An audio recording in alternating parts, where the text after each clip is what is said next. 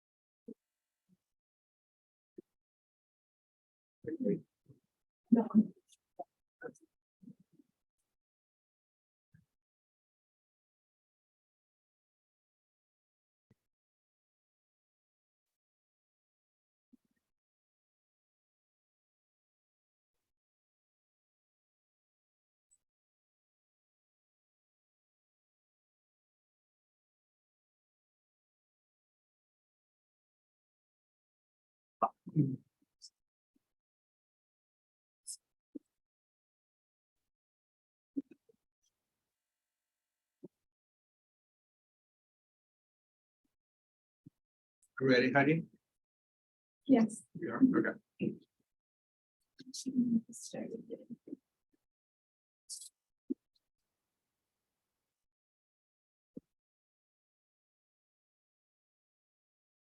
All right, take your seats. Welcome. I think I know most people, but I don't think I know everybody. So I'm Luis Vettencourt. I'm the director here at the Mansueto Institute. So welcome. This is one of our lunchtime colloquia. And it features research from visitors, but also from people in house. So today we have Chris Esposito, who's been a postdoc with us. He's in the second year now. And as many of you, I think, will know, he is a geographer and background also in economic geography and innovation. Come on, get your food. Come on, get organized. He's a joint appointment with the Knowledge Lab and James Evans upstairs. And so I see many of you from there. And he studies patterns of innovation, often in the background of cities, using mostly patent data. He'll tell us a little bit more about that in detail, to try to tease out sort of patterns of invention and innovation, both related to place, as in geography, but also about careers and sort of the life course of inventors. So I think today's title is a little bit about that. Is about how people who write patents actually write them through their life, who they collaborate with, where they are, and how all that contributes to sort of a system of innovation. So Chris, please take it away. Cool. Well, thanks, Luis, for the introduction. Also, let me thank Amy for putting everything together, Heidi for also doing all the tech coordination, and all of you for joining. So yeah, my name is Chris Esposito. I'm a postdoctoral fellow down here in the Mansueto Institute. So that's really an urban science institute, but also upstairs in the Knowledge Lab, which is like a science of science, science and innovation. And you're going to see a lot of that Knowledge Lab work kind of funneling down here in this talk as I'm talking about basically how innovation is sustained in the economy over time. I'm going to begin this presentation quite broad to give a sense of what I think are some of the really broader, larger questions that I'm interested in. And then I'm going to use that to also bring in some of my existing research on this topic. Because what I'm really at now is starting to wrap up what I call like a 3-year research agenda about looking how innovations produced and how that relates to inventors' careers. And so then I'm finally going to delve into the main focal study of the talk, and that's age, death, and the nucleus of invention, where I'm going to be going into much more detail about how invention is basically produced by inventors of different age demographic categories. And then I'm going to step back from that to reflect back on those kind of larger debates that this is really trying to engage with a more narrow study in terms of helping us to understand. So the really big question, right, for me is how is technological change being sustained over the course of time? What I'm showing you here is a very kind of like zoomed out image of how economists usually think about technological change. And this is TFP. So it's the productivity, the ability of the economy to do more using the same number of inputs, right? And I don't want to go into the details about what TFP is and how it's measured and how it changes across time. But the main takeaway I want you to have from this is that this bird's eye view of the change in TFP in the United States, if it's a measure of technological change, presents a relatively smooth perspective on how technology has changed over time. Yes, there have been leveling periods where basically growth started to slow or cease to happen. Is maybe also slowing down now as well.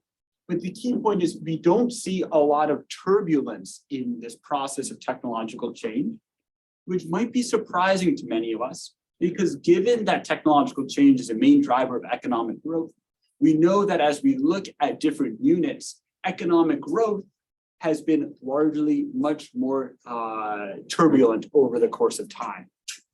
For example, many of us in this room study cities. And we know that for cities, their economic growth is very turbulent, right? An image of Southside Chicago indicates not only that there's growth, but also we can start to think about mechanisms behind this, such as the obsolescence of industries that used to be located in the region, right? When we look at then firms, we also see much more turbulent growth patterns, right? As factories close, firms might downsize, they might strategically pivot from older activities to newer ones, right? And then when we look at individual workers, we also see turbulence and then the kind of response to turbulence as well, right? So I don't know if anyone knows what is being depicted here. Does anyone? This is the Luddites, yes. So, these were skilled craftsmen who were involved in weaving. And as new weaving machines were being introduced, that technological, that shift was not seen as a smooth one for the Luddites, right? And so the response was to smash the machines. So if technological change were smooth, presumably the Luddites would be able to apply their highly skilled abilities into maybe working with those machines in a complementary relationship. But that's not how it was perceived. So looking across these three different scales, then technological change doesn't seem to be coming so smoothly at cities, at firms, and at individual workers. And that's what I really want to talk about today. And in particular, what I want to emphasize is I think there's really two broader classes of models we can use to think about how technology changes across time. One I'll call a cumulative model, and one I'll call a disruptive model. What a cumulative model emphasizes is that over the course of time, new knowledge and the technologies that are being used that rely on that knowledge base are being introduced to the economy, right? And that knowledge accumulates according to cumulative model over the course of time as basically synergies between the new and the old technologies form, such that as time passes, we're just adding more capabilities to the stock that we already have. And therefore, the stock of knowledge and technology accumulates over time. Right? This is in contrast to a more disruptive model, where new technologies are added to the economy over time, but then the addition of some new technologies can drive existing technologies into obsolescence. So in this case, there's only addition, right? And in this model, there's addition and subtraction through that mechanism of disruption. Now, what model we assume is going to then generate different propositions for how units such as the economies of cities, firms, or individual workers, how their careers might change over time. Right? If we assume a cumulative model, what this implies at the scale of cities is that cities that already have built up some technical capabilities should then continue to expand their technical capabilities over time, as basically those new inventions that are introduced can be synergistic with the place-bound knowledge that's already found in those places. So in a cumulative model, you should observe that cities rising and rising and rising over the course of time and never hitting a period of decline. But then in a disruptive model, that allows for that decline through obsolescence to the knowledge base that's accumulated in places, right? So I'm not going to talk too much about cities today. For the urban crowd, I apologize for that. I have a lot of, that's the background of my research trend as a geographer, is on really how this process of disruption applies to cities. But what I'm going to really focus on is this level of analysis, this level of the individual workers, and in my case, inventors. And so that's where much of my focus will be. For a similar set of reasons, as you focus on a cumulative model, right? For individual workers, what this means over the careers, if we assume a cumulative model, is that as inventors go across their careers, they can learn more knowledge, right? And they will be more effective as inventors. And we would anticipate in particular, over the course of history, as more knowledge has accumulated in the economy, right? Inventors will benefit more from their experience because now there's more to learn, right? So a cumulative model has these predictions then about how inventors' careers will basically unfold in terms of their performance where they're increasing over their careers. But in a disruptive model, not only are inventors learning over their careers, but their knowledge can also be driven into obsolescence. So instead of inventors' performance increasing monotonically across their careers, they can also experience a period of decline associated with obsolescence.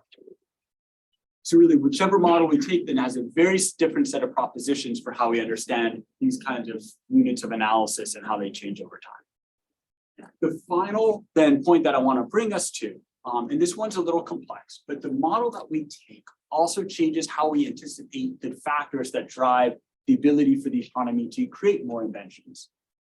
Notably, both models have an implication for why it could be more difficult over time to produce new inventions.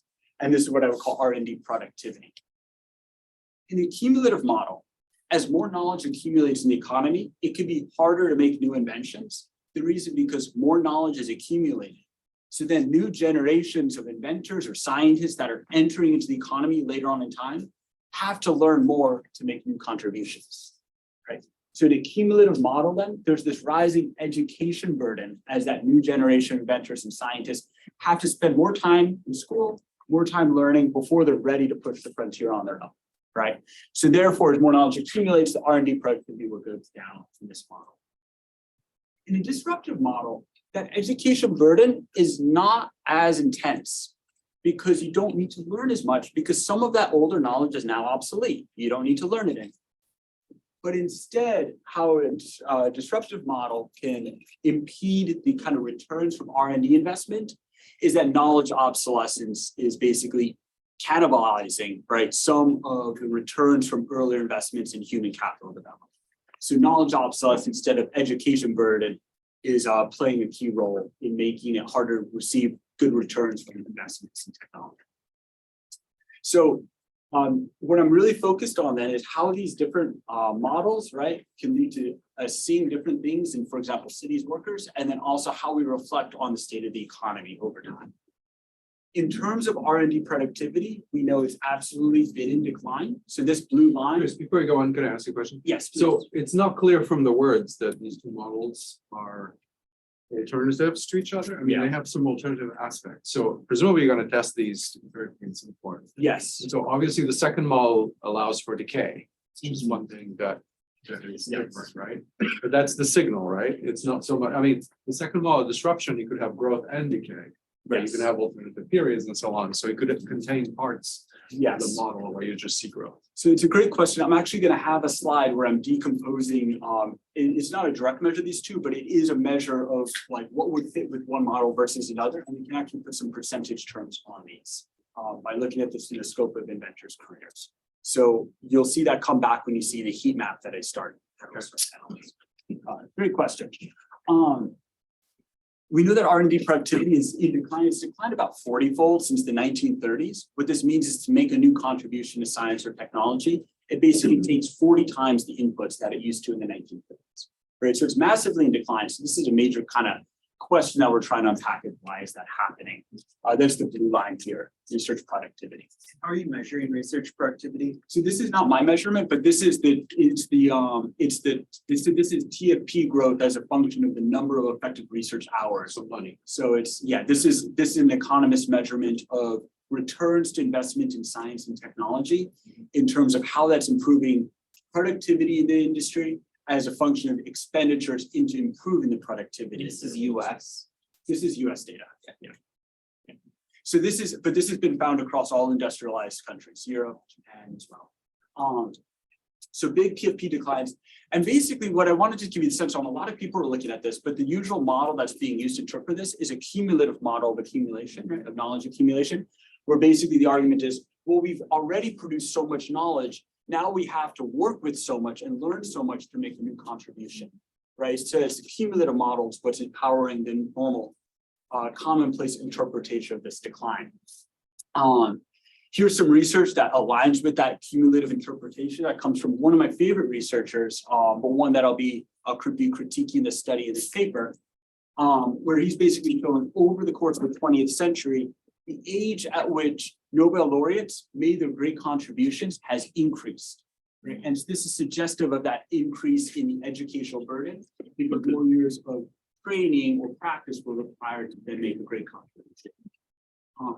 But my colleague and I wanted to see if this held up as we subjected to a more expansive test across all inventors, right? So what we did is we developed a novel data set of every US-based patent that was invented between 1836 and 1974. And the unique element is that we disambiguated all 2 million of these inventors so we could trace them across their careers and ask when in their inventive careers did they make their most impactful inventions.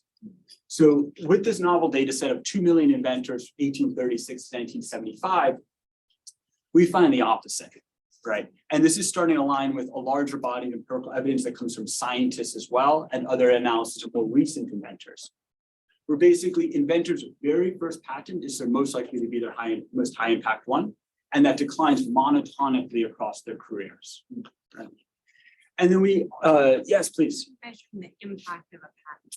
So I'd have to go in this in more detail, but we measure how useful the knowledge introduced by a patent is on sustaining and stimulating subsequent invention. And we have a novel way to measure this from 1836 to 1974. We find from 1975 onwards a very similar relationship when we count the number of forward citations received by patents as well. But this historical, this comes from 1836 to 1974 using a method that I have to go into for some time. It's citation based. This is not citation based. This is about knowledge combinations being introduced. But we find then a very similar pattern using citations from 1975 onward when we have citation data. There is not reliable citation data for this historical period. Why we've built this alternative measure. But yeah, it corresponds with citations from 1975 on. Yes. So the previous argument was that their calendar age since birth is getting older. And this is showing their career age since first patent is getting later or is Yes. getting or your first patent is your best, but that's not necessarily compatible with like my first patent happens later in life. Yeah, so you can have like a longer education spell and then you enter your professional career a little bit later. What people have found also looking at the age and what I'm finding as well, but you don't have a very long panel to be able to study changes in this, but for the limited data we have on age, it's seeming like inventors are starting to patent at earlier ages overall. And that the previous result I was showing you seems to apply to Nobel laureates, but it's not so clear if it applies more broadly, right? And in general, as the empirical evidence has been kind of broadening on this, they've been finding either in science, often a flat relationship, and in invention, this negative relationship. And I think that we're about as broad-based in terms of our data set here, right? And we've been finding that this relationship's grown stronger, more negative over time. So why could this, yes, please. Have you broken this into years? Like, is it possible that for later years, the trend is reversed into an increasing? Well, I go up to, this is 25 years plus, right? So that's pretty far toward the end of their careers. It does, I mean, it gets noisy past 25 years. And because this is their professional career, 25 years is most of their patenting career. They might patent for 35 years max, maybe. Yeah, I mean, from the 1836 to 1974, have you break them into? It's growing more negative over time. Okay. It's it started relatively flat, and by the time we get up to the present day, it's even more steep. And so what is a plausible mechanism of this, right? We argue it's knowledge obsolescence. And we test this by looking at individual inventors and how fast they're able to learn new ideas over the course of their careers. And what we find is basically individuals learn at a certain rate. That rate is slower than the rate at which their fields advance. And so the key point is that over the course of their careers, they're building on older and older knowledge relative to where their field is at and relative to when they start their careers. So 20 years into the average inventor's career, they are now building on knowledge that's 8 years behind the frontier of their field relative to where they were when they started their field careers. And this is alluding to some of these time dynamics across time. Basically, that's accelerated over the course of the 20th century as the rate at which inventors' fields has accelerated, but inventors' learning rates has not. So they're falling behind their fields at a faster rate today. I'll take one more question, and then I do want to get into the actual meat of the current study. Yeah. So does they get obsolete and actually make less patent? Yes, their patenting productivity drops as well.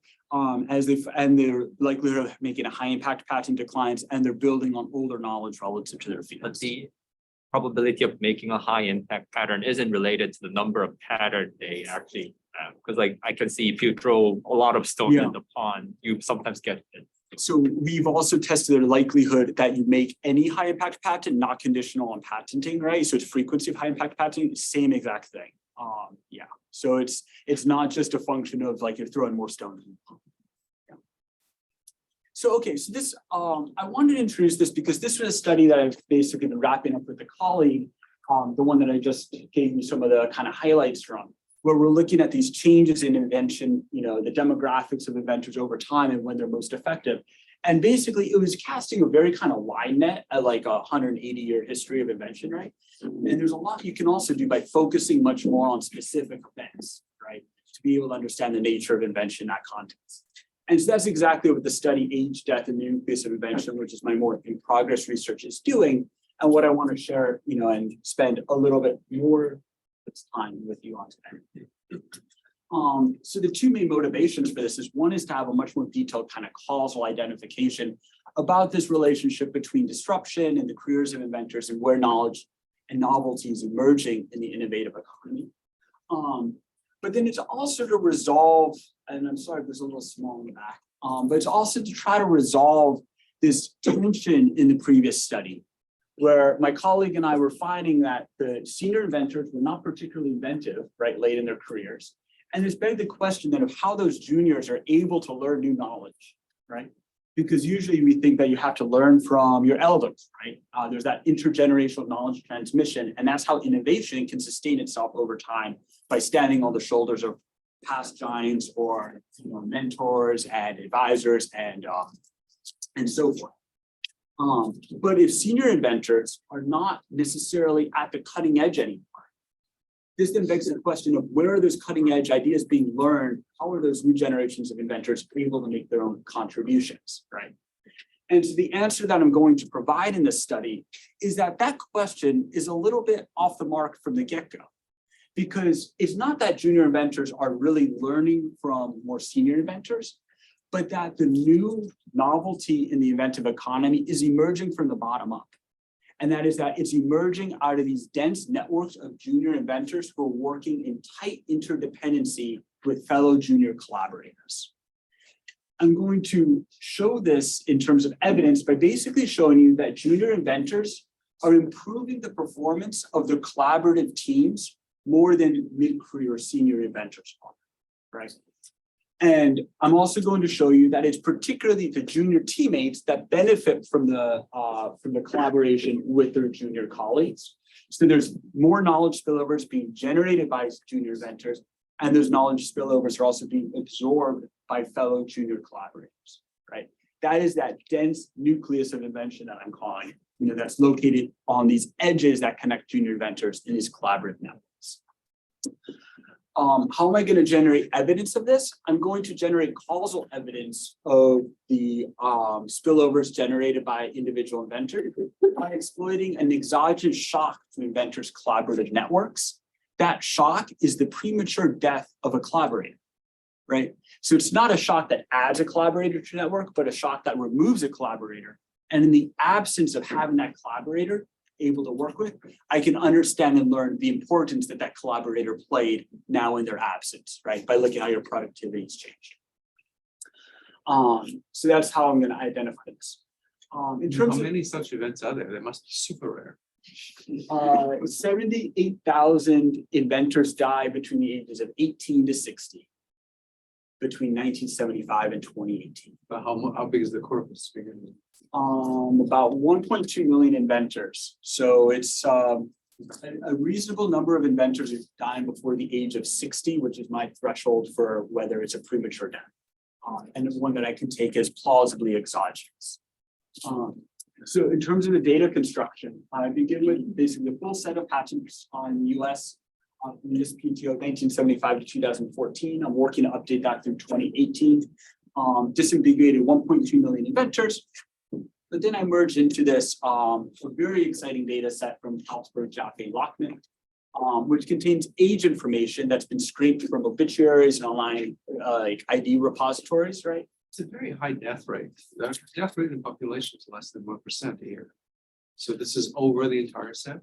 This is over the entire set. So what I could do to check the death rate is look at the just look at the density of deaths at age, right? And see how that corresponds to national averages or national averages for college educated. Yeah, that's good. Yeah. And just to see how the age distribution at time of death corresponds to national averages. Yeah, that's good. So I have age information for 1.5 million inventors from 1975 to 2018 and 200,000 death records for these inventors, and that's at any age, right? And this gives you a little bit of a sense on the age distribution of the deaths, right? 200,000 deaths, 78,000 of them died before the age of 60. So I don't know how that corresponds to national figures, but that's basically what we're wondering. So combining these data sets, I'm able to identify the inventors that die what I call prematurely between the ages of 18 and 60. I'm going to take this as plausibly exogenous shocks to inventors' collaborative networks, right? And I'm going to link those inventors that died prematurely to their 180,000 collaborators that they worked on co-patented with over the patenting careers prior to their death. What's the output of this?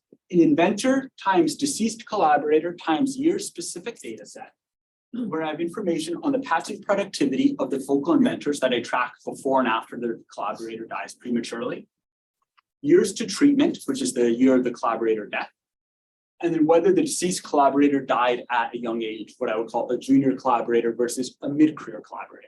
So from junior collaborators died at the age of 18 to 50, mid-career 50 to 60, and then seniors are 60 plus, and I do not use them in the analysis because their deaths might be more endogenous or anticipated by collaborators. So you could, it would violate that exogeneity assumption.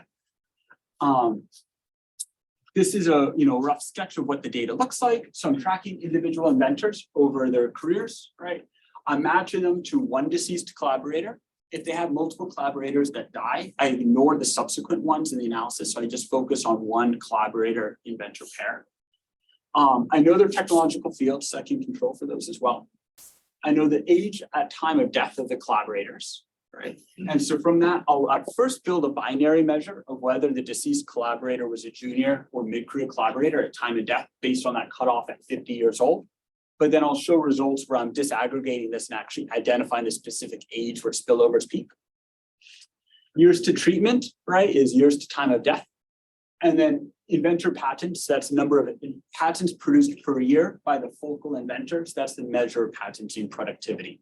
So this will serve as the dependent variable in regressions. The regression model, descriptively, I just want to give you a sense on what the data looks like. And here you also have, so one condition thing I should say is that I've restricted this data set for now to inventors that patent over 5 or more years in terms of the inventive career length. I find similar results when I don't use that 5-year threshold and I allow for all inventors in the data set. But in terms of interpreting the descriptive statistics and figures, just keep that in mind. Of this data set, the median number of patents produced by focal inventor is 7, which is useful for interpreting the effect sizes, right? When we look at those effect sizes, how does that relate to overall patent production? And then here's age of collaborators at death. And of course, kind of going on Lucia's comment, remember that these are inventors that all of them have died before the age of 60. So this is being conditioned by that subsection of but you do basically have a sufficient number of inventors then who are dying at relatively young ages. 25% of the inventors in the data set died before the age of 40. So the baseline model is quite simple. It's a standard difference in difference design where I'm tracking an individual inventor I across years T. I look at how their patenting productivity changes before and after the death of the collaborator.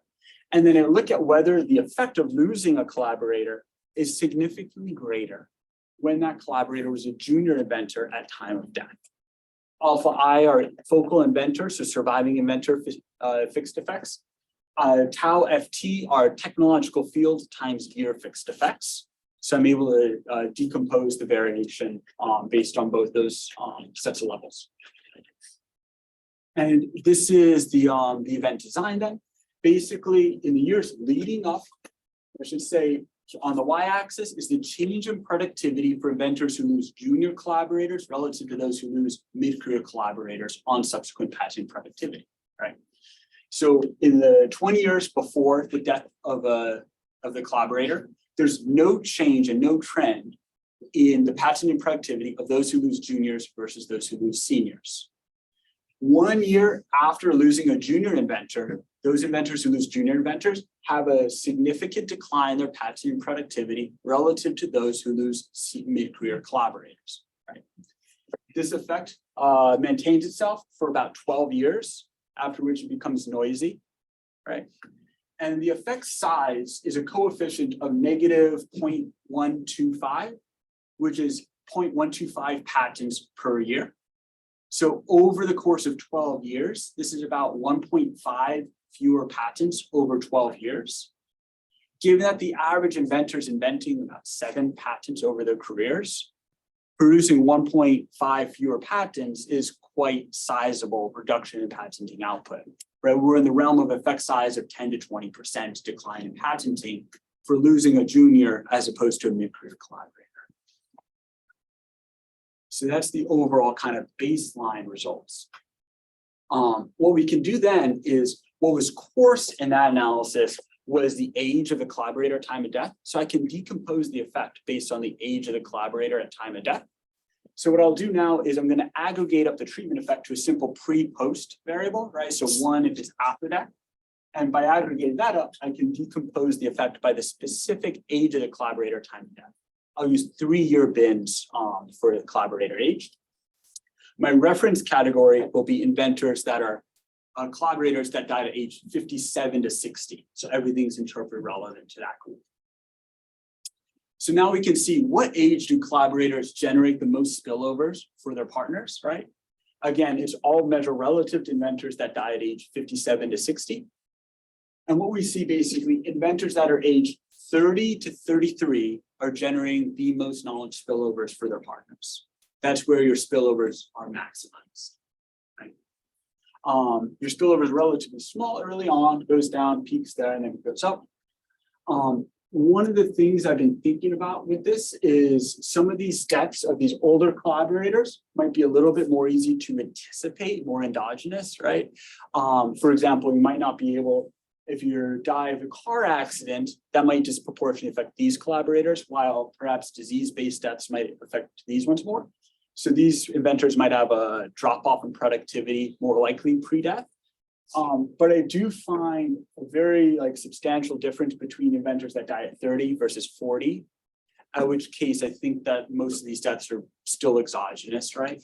So I think it's quite clean through there at the very least. So yeah, 30 to 33 is when inventors are generating the most spillovers for their collaborators. Then the next question is, who is absorbing these spillovers? So in the previous chart, I was looking at all inventors in the data set generating the spillovers from deceased collaborators of varying age. But what I can do is I can decompose the spillovers generated not just by the collaborator age at the time of the collaborator's death, but also the focal inventor's age at the time of the collaborator's death, to see if these spillovers are flowing to junior inventors. So it's a very similar regression model, but what I have now is both the inventor age and the collaborator's age at time of death as pairwise, basically as a matrix of variables, right? So now beta 2 will output me a matrix of coefficients, and I'll plot that then in this heat map on the next slide. So the reference group is up in the top right. So every cell here is interpreted relative to the reference group. That's inventors who are 55 to 60 who lose a collaborator at 55 to 60, right? The diagonal are inventors that were the same age as the collaborator at the time of death, right? So in this cell, for example, these are inventors of age 35 to 40 at time of death of a collaborator of 35 to 40. So this allows us to test for example, asymmetries in these spillovers knowledge. There's a couple of patterns that pop out in here. One is that as we move from right to left, the figure gets more red, right? That's indicating that there are more spillovers flowing from the junior collaborators to than from the senior collaborators to all inventors. Also, the figure is more red at the bottom than at the top. That's indicating that more spillovers are flowing to the juniors than to the seniors. But then there's also these quadrant effects as well. And to illustrate with those quadrant effects, what I'm going to do is I'm going to draw the quadrants on this figure that correspond to my definitions of junior versus mid-career inventors. So that cutoff is at 50 years old, right? So these are juniors. These are junior and senior inventors losing a junior collaborator. These are junior inventors losing a senior collaborator. And those are senior inventors losing a senior collaborator. And now we can analyze how many spillovers are flowing between each of these quadrants, right? And so if you sum up the total, I'm first going to generate the raw spillover measure, which would not be population adjusted, and I'm going to adjust it for population within each quadrant. The raw measure is given by summing up the coefficients in each of these quadrants and then divided by the sum of all coefficients.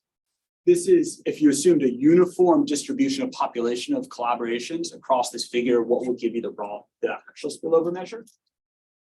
What this suggests is that 77% of the spillovers are flowing between junior inventors, right? 17% are flowing from seniors to juniors. So that's that intergenerational knowledge transmission, right? The young learning from the old. 6% are going from juniors to seniors. So that's the reverse intergenerational knowledge transmission going from the young to the old. And then virtually none going between seniors. But then you might be saying, well, hold on, this quadrant's a lot bigger. Are there more inventor pairs in here and so forth, right? These raw cell values give you the per pair value, right? But what I want now is the aggregate sum of all spillovers flowing between each group. So what I'm going to do is I'm going to then weight all these by the sum, by the density of inventor pairs, collaborative pairs within each group. 60% of collaborations happen. This should say between juniors and juniors. That's a typo, right? 60% of collaborations happen between juniors, 36 between juniors and seniors. The same goes for here. So this would be a symmetrical measure. And then 4% of collaborations between seniors, right? So then by weighting those spillovers by the actual density of collaborations within this matrix, we arrive at the total flow of spillovers between different age groups of inventors, right? And so what I find is that 81% of the knowledge spillovers, right, are flowing between junior inventors. Only 11% are flowing from senior to junior. So this is getting at Luisha's earlier question about, is there, we're in a disruptive model, but we're also in a cumulative model. And this is not a direct model, like how disruptive, how cumulative is this? But this is about how much are the new generations of inventors generating the new technologies, and how much of that is coming from the previous generations, right? This is quantifying that relationship. 11% from the previous generations, 81 from the juniors. And then I think this is a really fascinating channel. It's not a very large one, but this idea that the senior inventors are also learning from the juniors, right? And I think it's a fascinating channel, and it's statistically relevant, right? But it's not very big in the grand scheme of things. Really, it's the juniors to juniors that are involved in this kind of dense nucleus of invention. Right? Chris, I could argue this is a little bit of arbitrary in the sense that you have a lot less area of the age coordinates, and obviously these squares are different sizes, right? So the one in the middle that you identify junior to junior is 3 times on the side larger. So 9 times bigger in area. So if you multiply 11 by 9, I would expect that should have been 91 or 93. So, it depends on adjusting for that, right? So you cut it a certain way, you call it something, that's fine. But I don't know that it's it looks like a big difference, but it's because it seems like how you cut the data. Yeah, so you're kind of looking for this raw, right? So this is giving you this is like having a measure of spillovers per diet, right? Is what these cell values are indicating. And so you might be more comfortable interpreting this about, and maybe you could divide this by this to look at the ratios, right? Of like the raw values. Ultimately, It depends whether you call it junior or senior or mid-career or whatever. Yeah, so the raw values are giving you that. It's not like a per capita, but it's a per dyad basis, right, measure. And you still see that density really great in here, but it starts to creep a little bit toward the right.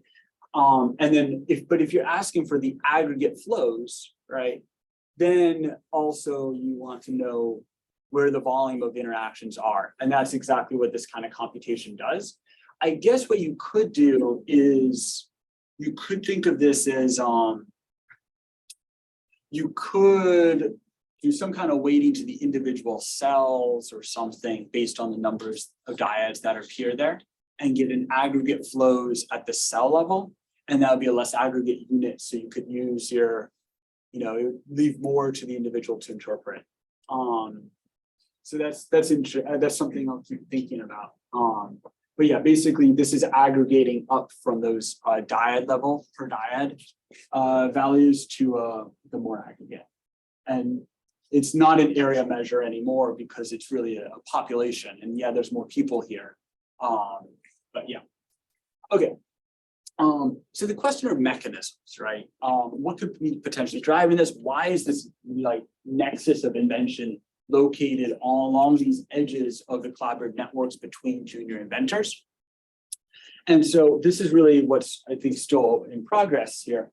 But I'm going to analyze 3 potential mechanisms. One is whether older collaborators, they might not be maintaining their collaborative relationships with their junior colleagues, right? At least up to the time of death. The second is that senior or mid-career collaborators may no longer be involved in patenting toward the end of the careers, so they might generate fewer spillovers then. And then the third point, which I've kind of started with, is that, is this an instance of knowledge obsolescence that's affecting more the mid-careers than the juniors? So let's work through each of these in turn. So the first point was about whether these mid-career inventors are sustaining their relationships with their collaborators up to time of death. There's a very easy way to test this potential mechanism. And what this is that I can omit all of the collaborative relationships that haven't been maintained based on co-invention of patents up into the years soon before the focal collaborator dies. And so in the main results, which I was showing you here on the right, this is it's defining a dyad as any instance of an inventor and collaborator where they co-invented up to 25 years before the death of the collaborator, right? So it's a pretty wide window. If you made a patent together 20 years ago and then the collaborator dies, that's counted as a collaborator in the main analysis. So I'm just going to narrow that window down to 5 years. And when I narrow it down to 5 years, that relationship gets noisier, right? The standard errors expand, as we would expect as we shrink the number of observations. But the key point is that the coefficient size is largely consistent with the original 25-year threshold. So it allows me to then rule out this issue of potentially non-maintained relationships as a driver of these results I'm looking at. The second point is patent production. So these mid-career inventors may no longer be involved in on-the-ground, like at the workbench invention. They might be producing fewer patents. They may have shifted more to managerial positions, right? In which case, if they're involved in less invention themselves, they might be generating fewer spillovers for their prior collaborators, right? This regression model looks a little hairy, but what I can just bring your attention to is basically what I'm going to do to test this is I'm going to look within pre-death productivity bins of the deceased collaborators to see if collaborators that were equally productive in the 3 years up until their death have the same difference of when you lose a junior collaborator, it affects the focal inventor's productivity. So I'm basically going to control for the pre-death productivity this potential shift to management. So these are the productivity bins on the x-axis. So 0 are collaborators who produce 0 patents in the 3 years before their death. 1 is collaborators who produce 1 patent in the 3 years before their death, and so on as we move up. There are 2 takeaways from this chart. One is that even after I look within productivity bins, I still find that junior inventors, the loss of a junior inventor has a greater impact on the subsequent patent productivity of the surviving inventor than a loss of a mid-career inventor, right? Even when I'm looking within productivity bins. But what you'll see is that that difference is being shrunk now as you contrast these 2 points, right? So about 2/3 of the relationship of losing a junior collaborator on patenting productivity can be explained by the differences in the productivity of those inventors in the 3 years up until their death. What this means is it's plausible evidence then that 2/3 of that relationship I'm observing could be driven by this potential shift to management. They're producing fewer patents, so then 2/3 of that relationship is substantiated. What I want to emphasize, however, is that interpreting this is important. And it's because when inventors shift to managerial roles, right, they're shifting to managerial roles with the intention of improving the productivity of their teams. Evidently, whatever they're doing in their new roles, not producing patents themselves, is not leading to increased patenting productivity of their teams. So they might be involved in exploiting or commercializing technologies or other activities. But what's interesting is a lot of those activities are intended to also bring resources into the organization and then feed into more output coming from their original teammates. But that's not surfacing in this data. So this point just basically summarizes that. Yes, 2/3 of the effect that I pick up is explained by mid-career inventors' lower patenting productivity, presumably because they're moving to more managerial roles. But whatever they're doing as managers, right, we would have imagined that goal of that would be to increase the patenting productivity of their prior collaborators, of their teammates, right? But it's not doing that. So whatever they're doing, they're not improving their prior team's patenting productivity. They might be contributing some other way that I can't pick up in this data, but not in a way I can pick up. Yes. Do you have just a chart of someone's age and the average number of patents for people in that age cohort? So that's something that was analyzed in a prior study, the one that I cited in building on this data. Patent output peaks around age 39. And as I pick up spillovers peak at age about 31. So it's like in most of this population is people with PhDs, probably most likely. Yeah, for patenting, you can, if you study engineering, you can go straight from undergrad into patenting, but it's, I think that the age at first patent is like 28 or so. So it's like right when you enter your sort of work era, you start producing, then it's a descent more or less after that period. Okay. Yeah. Yes. I guess I have a question about the interpretation here of value under right? Like, okay, one way to read this is you kill off a manager and like they're easier to replace. But that doesn't mean the manager wasn't adding a lot of value. It just means it's easier to replace the guy who did the timesheets than it's the guy who like wrote the code. Right. But like maybe the timesheets are adding twice as much value. It's just easier to find someone else who does the timesheets. You know, like I don't think you're actually testing the claim that you're making there. Yeah, so there's like this ability to substitute, right? Yeah. Of course, I mean, if you're providing high value, but nonetheless ubiquitous services, and you're thus replaceable, like in a market, for example, you shouldn't be rewarded, you know, in a quote unquote, like operational market, right? It shouldn't be rewarded by, for example, high salaries. But like, so, I mean, it's an interesting point. It's one that I'm thinking more about. One of the things I've been doing about this also is I'm looking at inventors who are working and lose a collaborator in different environments. So for example, I found that this effect is a lot weaker when the inventor is located in a city with a lot of other young inventors in that same city. And so presumably they're able to form new networks with other young collaborators more easily locally, right?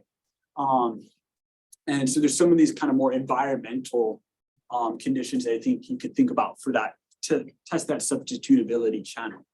But I guess, you know, if you're providing something that's essential for the team, but it's ubiquitous and a lot of people could also provide it, you know, is that truly valuable, right? I mean, I think you have to measure the spillovers generated relative to what others could provide, right? Because you. I think you're getting showing it into like a very strong market value, which is fine, but not like it's like this whole extra theoretical interpretive layer that you're stacking on that you're not explaining.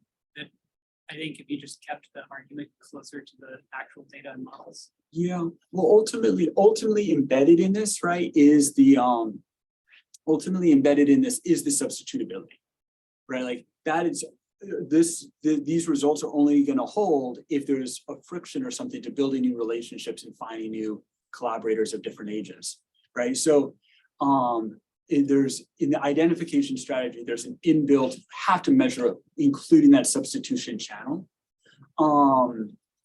And so it needs to be interpreted, with regard to that as well. And so all of these, I guess one thing we can say is all of these differences are measured relative to the ease of finding a replacement for that individual. Please include, yeah. Okay. Okay, so then the final mechanism is knowledge obsolescence. And basically what I can do in here is I can look at whether inventors, so there's two ways I could test this. One is looking at if inventors who are losing more junior collaborators basically lose a conduit by which they can access more recently introduced knowledge. So I run a very similar model to what we were looking at before, but now my dependent variable instead of productivity is going to be the how frontier are the ideas that they're building on, measured by the age of the ideas that they're building on. And this is the result of losing a junior collaborator versus senior. It's a little bit noisy, right? But you definitely see this bump here, indicating that the junior inventors, when you lose a junior collaborator, right, the surviving inventors proceed to patent on less frontier knowledge than when they lose a junior mid-career inventor. And then the final point is whether I would expect this effect to be more meaningful and pronounced for inventors that are working in faster advancing knowledge fields where having access to the cutting edge is more important. So what I can do is I can disaggregate the results based on the field that the inventor is working in or the speed at which the field advances. So I have 4 different quartiles where basically the fastest fields are ones where newer knowledge is being introduced and adopted all the time versus the slowest fields. And it's a little bit noisy, but the relationship is here. In the slowest fields, there's no effect of losing a junior on patenting productivity. And in the 3 faster ones, there's always that effect, right? So I'm still trying to understand exactly why this, is coming out with it's not a monotonic relationship, right? But there is a relationship here. So let's wrap up in terms of relaying this broadly. So the main finding is that junior inventors are generating and appropriating more knowledge spillovers than older inventors are, right? And there's a key limitation, right? I mean, I'm only picking up, so I'm talking about intergenerational knowledge spillovers, but I only pick this up in patenting data. So there's a lot of teaching and knowledge transmission from the old to the young that happens, totally outside of the realm of patenting, but also for these inventors also pre their patenting careers as well, right? So that's being, just totally glossed over here. So this doesn't mean that teaching doesn't matter at all. They wouldn't be inventing if they couldn't, right? And it doesn't mean that there's no education burden to, producing technology, right? But at least once you enter into patenting and start your professional career, those mechanisms aren't as relevant anymore. The theoretical implication, I mean, what this is basically pointing the finger towards is that both technologies are accumulating over the course of time, but there's also this disruption mechanism, which is not being factored into the current debates about why is, R&D productivity slowing down, right? All the emphasis is put on this cumulative model and knowledge burdens, and none of the emphasis on disruption to existing technologies and what that does for knowledge obsolescence as a cost to the innovative economy. And so then this links these together. Economic implications, the first one is that the educational burden for creating technologies may not be as high as we commonly assume in the existing literature on the topic. But then the other thing, the kind of bad news with this is that knowledge obsolescence is, a major factor, right? And it's important because basically as innovation accelerates, right, that's also accelerating the rate of knowledge obsolescence because you're obsolescing more rapidly the knowledge held by incumbent inventors. So what this means in the end is that we really have to focus also on policies and practice to retrain and reskill, right? Because basically innovative growth and productivity and R&D productivity can only really climb in a long-term sense if we are able to separate knowledge production from knowledge obsolescence, right? Through retraining and so forth. So that wraps up everything. I think there's like a few more minutes, but thank you all for tuning in, and I'm happy to keep the discussion going. So thank you.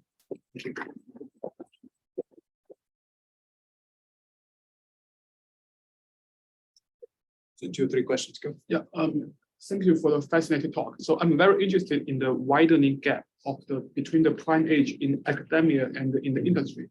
So you have shown that the Nobel laureates become older and older, but the patent innovator receive more citation when they are younger. Mm-hmm. So I wonder, is this a demographic problem of the academic world? Like we know that we're creating a lot of PhD now, but the faculty position are growing slower.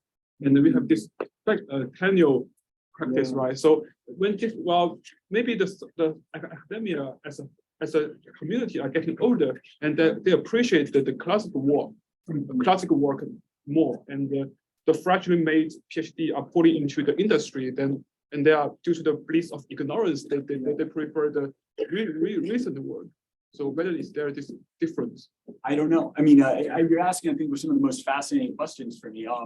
So one thing is like the subset, so the Ben Jones article, right, is looking at Nobel laureates and incomparable contributions to technology as some kind of math.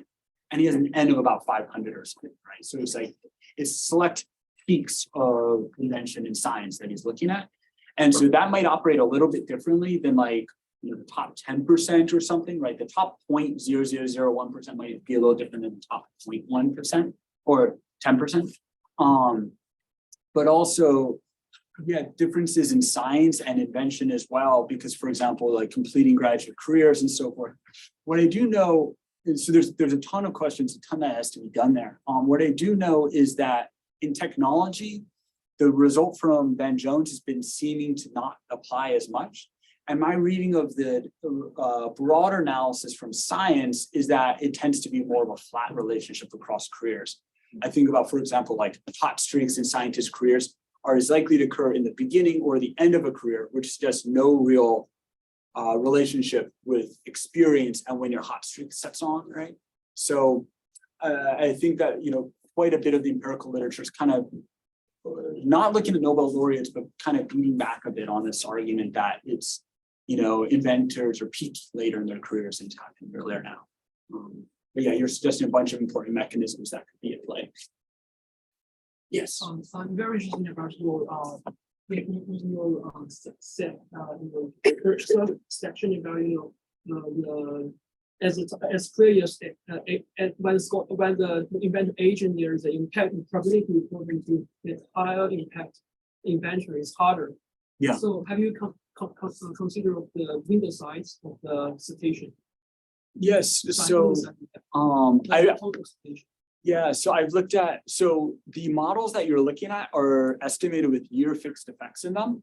And so that's controlling for, if you're worried about like the right truncation, right? That's controlling for changes in right truncation by year. So it's already factored into the year fixed effect. But I've also looked and the results are similar when I use a 10-year window or I don't restrict at all. I think the results I was showing you earlier were using a 10-year window also on forward citation lags. Yeah. Yes, please. Good question. Do you think the different fields of study the different patterns in the result? Because I remember there is a problem about the bio or I mean like different fields of study have a different culture. So I should analyze this broken down by different technological fields, but I can tell you right now is I have a technological field at a very granular level. So it's a 3-digit field code times time fixed effect. And so that's just controlling, right? And what that's doing is it's controlling for differences in patenting productivity across fields in a given year. And so it's allowing an inventor like hops fields, right, to basically be evaluated with respect to the norms of the field that they're working in at that time. So I think it's a quite flexible fixed effect, but it's not, I haven't decomposed across fields, which is something I should be doing. Yeah. Have you found a difference between the vulnerability or the adaptivity of senior researchers and junior researchers? Like, for example, one researcher loses one of his collaborators, and how many years does it take to let him to recover to his previous productivity? Yeah, that's something. So, and that relates a little bit to some of these environmental substitutability, right? Like, are you able to rebuild your networks, right? And that's something that I have not gone into yet. I mean, I looked at it a bit with cities, and I was finding that as you were in a city with more junior collaborators, you were basically able to rebound a little bit more quickly. But there's also maybe individual level covariates, right? About like how some people are like, more at the individual level, adept at rebuilding, reconfiguring their networks, and more resilient therefore. So that's something I haven't parsed. That's something I should absolutely do. Thanks. Yes. So you really have like triadic relationships, right? Like yes. if you're connected to one person who died. You're not taking into account like the size of a patent team kind of matters, because if I'm working with a lot of people and one person passes away, Yeah. it maybe matters less than if I'm only working with one person and they pass away.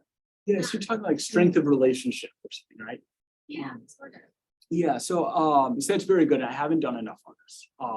What I have done is I've looked at that lag between the last collaboration with the assumption that the relationship will decay over time, right?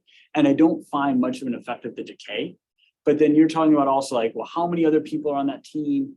And you could also think about how many times have they collaborated together, right? As another measure of strength of relationship. Yeah, no, it would be interesting is if I'm, let's say I'm on a team of 3 people, is the effect of one of those 3 passing away the same for like the 2 people who remain alive on that team? Yeah, and that might give you a nice control to difference as well, because like those 2 individuals are losing the same collaborator, but they're 2 different individuals. So you can control likes of loss. So that's really interesting. It's something I could explain the data. One thing I will say also about this is in technology and patenting, the number of co-inventors on patents is a lot lower than in science. So, you know, in science, you can have like 80 scientists on some papers, right? That doesn't happen in patents. So these tend to be like 2 inventors, 3 inventors, much stronger relationships, a reasonable proxy that they actually interacted. But those are important. You're raising important things I can analyze and stuff, which is really helpful. Yeah. Last question, anyone? Yeah, I have another question that, in Esposito's paper about the scientists in economics, they found that if you lose your senior collaborators, you reduce your productivity after the death. But in your result, you show that if you were using junior collaborators, it will be very easy for you to reduce the activities. Do you think it is because do you think it is possible? Because the scholars, because the inventors, they work very hard and young, and so that they're very easy to dead. I guess Piers really does find that. So he finds this in science and not in technology, right? But I think that his measure wasn't the age at the time of death, but rather how prolific the scientist was. I think I might have that wrong. So I think it was like if you worked with a superstar as opposed to a senior, right? And he was finding like if you worked with a superstar, you would have a greater loss in your own productivity. And that's a little bit different than losing a senior, right? Because yeah, we would anticipate losing a superstar to be. So my question that, in your data set, the inventors stayed at a very young stage, which means maybe they're hardworking, yeah, and suffering from the productivities. Sorry, say that again. They're hardworking and suffering from doing productivities. So they can very easier for them. Oh, they get like this motivational or It's as if you're asking, like, if you're very hardworking, oh, it's that endogenous productivity. Yeah. Oh boy. Well, okay. That's an interesting one. It's like maybe in like rock and roll. But Yeah, you work so hard at rock music. So interestingly, okay, and this is interesting because also like I pick up the impact on the collaborators. And so if the collaborator, you're saying like the collaborator could die young, but they were super good.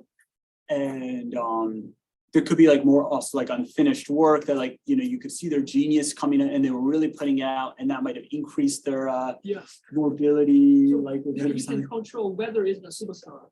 whether. Whether it is his collaborators are superstar or not. Well, I do have the productivity controlled up to 3 years, right? So like within productivity groups there, and there's still a difference, right? But it does bring some of that. But that's putting aside the endogeneity of like the deaths being endogenous productivity thing, which is a whole, I'd not thought of that one. That one's, yeah. Or maybe I'm not working hard enough if it's not on mine. That's a fairly. Okay, thanks, Chris. So Chris is local, so if you have more questions, he's around. Let's reach out.